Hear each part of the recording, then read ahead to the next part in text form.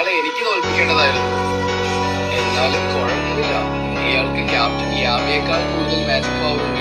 ഇതൊരിക്കലും സംഭവിക്കാൻ സാധ്യതയില്ല. അവൻ ഞങ്ങളുടെ കൂട്ടത്തിൽ ഏറ്റവും ശക്തനാണ്.